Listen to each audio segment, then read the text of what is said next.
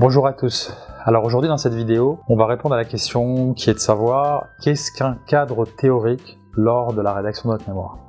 Donc le cadre théorique, c'est un synonyme de plusieurs termes, plusieurs expressions clés qui veulent toutes dire à peu près la même chose.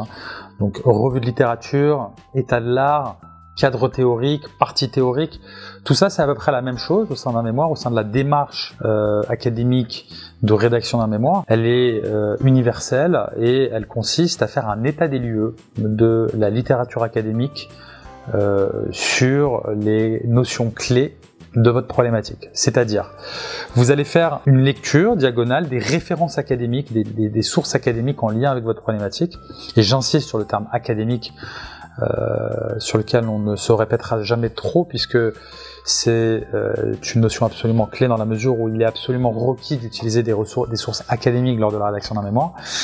Vous allez faire un état des lieux sur ces sources-là, sur ce qu'ont abordé les auteurs précédents sur la problématique de votre mémoire. Donc, qu'est-ce qui a été traité? Quel est l'état de la recherche?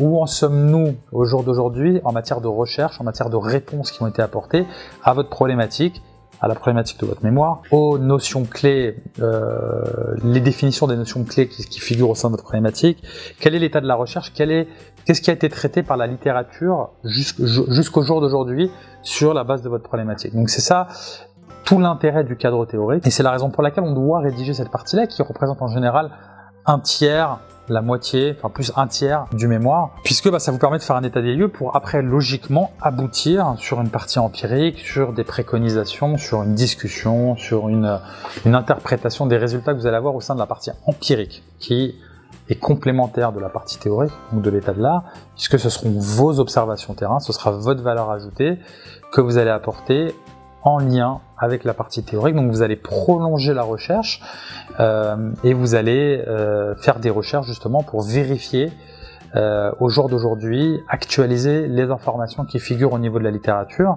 ce qui va vous permettre de répondre à des hypothèses, de les confirmer ou de les infirmer.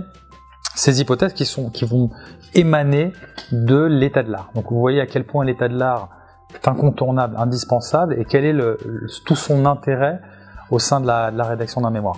Donc, pour faire simple, l'état de l'art, c'est la partie théorique, l'état de la littérature au jour d'aujourd'hui sur votre problématique, qui se base exclusivement, et je me répète exclusivement, sur des sources académiques, c'est-à-dire articles de recherche, scientifiques, ouvrages, sources qui sont acceptables au niveau universitaire, au niveau recherche scientifique. D'accord?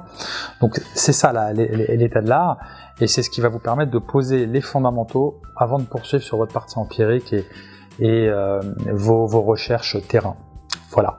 J'espère que cette vidéo vous apportera quelques éclairages intéressants pour celles et ceux qui découvrent un peu la signification de cet état de l'art. Et je vous souhaite bon courage pour cette rédaction et d'une manière générale pour la rédaction de votre mémoire.